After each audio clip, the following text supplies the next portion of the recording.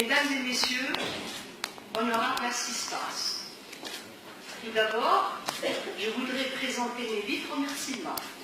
aux organisateurs de cette rencontre tripartite sur les changements climatiques et le développement durable, une thématique combien chère à nous tous. Je tiens à remercier également les professeurs, les chercheurs et les participants venus de pays frères et amis du Royaume et qui ont bien voulu prendre part à cette rencontre combien importante. Mesdames et messieurs, nous en sommes tous conscients, les changements climatiques constituent depuis longtemps un enjeu planétaire, font l'objet d'une réflexion scientifique et politique soutenue avec la création tout d'abord du groupe intergouvernemental sur l'évolution du climat déjà en 1988. Conscient de l'ampleur de ce phénomène, de ses impacts sur le développement futur du pays, le Maroc, sous les hautes orientations de Sa Majesté le Roi, a ratifié la Convention sur les changements climatiques depuis le 28 décembre 1995 et s'est engagé dans une démarche volontaire de lutte contre tous les effets et les impacts du changement climatique. En 2009, notre Royaume a élaboré le plan national de lutte contre le réchauffement climatique dont l'actualisation est prévue cette année même. Organiser au Maroc la prochaine conférence des Nations Unies sur le climat, la COP22, c'est une reconnaissance au Royaume comme grand pays de l'écologie. Cet engagement écologique s'est concrétisé par des stratégies bien réfléchies, telles que le plan énergétique ambitieux visant à porter à 42% la contribution des énergies renouvelables. Au niveau territorial et dans le cadre de la régionalisation avancée adoptée par notre pays, une dynamique territoriale de lutte contre le changement climatique est mise en place pour la consolider. Et pour la consolider, notre région, la région du Souss-Massa, est en cours d'élaboration de son plan territorial de lutte contre le réchauffement climatique. Mesdames et messieurs, notre région, située dans une zone vulnérable, a vécu, de par l'histoire, des circonstances sérieuses suite aux aléas des changements climatiques. À cette fin, elle s'est inscrite résolument dans l'accélération des actions d'adaptation et d'atténuation par plusieurs institutions au niveau de notre région. Des actions locales pour améliorer la résilience contre les changements climatiques,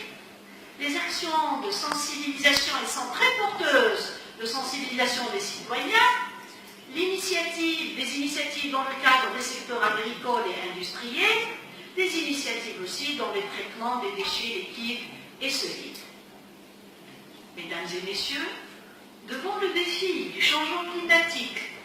l'engagement des décideurs territoriaux, toutes composantes comprises, est primordial. Ces prises de décision de proximité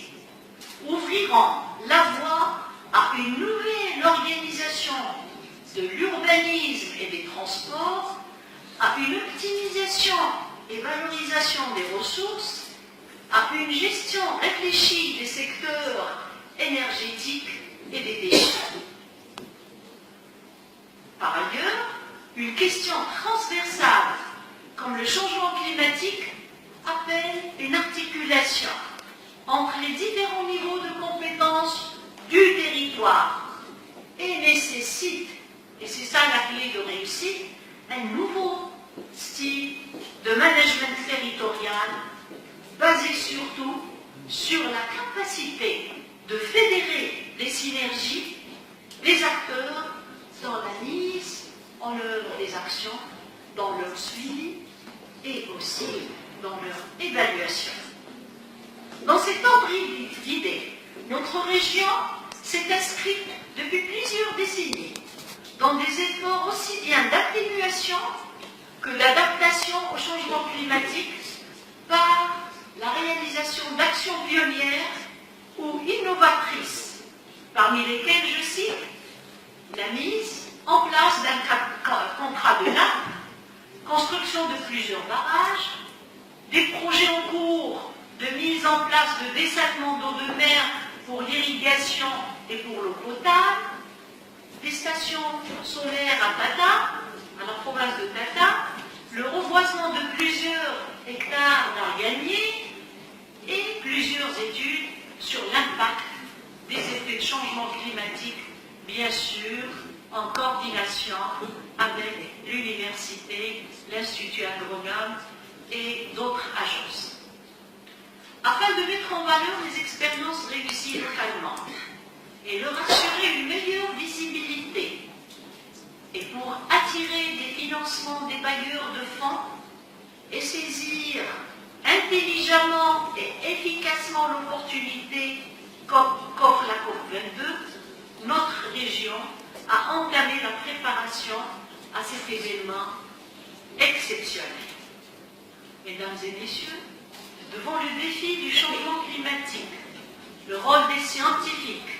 est déterminant et leur implication est primordiale pour étudier ce phénomène, bien le saisir, le comprendre dans sa globalité, dans ses interactions, mesurer son impact du changement climatique sur les écosystèmes et les conditions de vie des populations, et pour ensuite mettre des dispositifs d'anticipation aux aléas du changement climatique et réduire ses impacts. Il faut signaler finalement que des synergies doivent être nouées entre les scientifiques, les chercheurs, les élus, les administrations, le secteur public, la société civile, ainsi que l'ensemble des intervenants des 3 régions d'Afrique, d'Amérique latine et de la Méditerranée pour la mise en place d'une plateforme d'excellence internationale sur les changements climatiques. Et je tiens à l'occasion de vous assurer le soutien,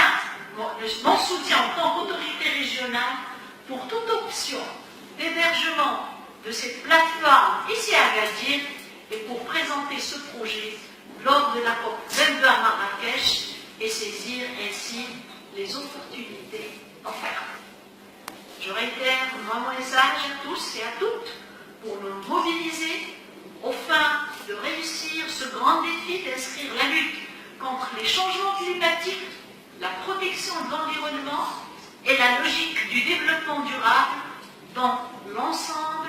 de nos programmes territoriaux, de nos actions de développement. Je vous remercie et vous souhaite bon succès.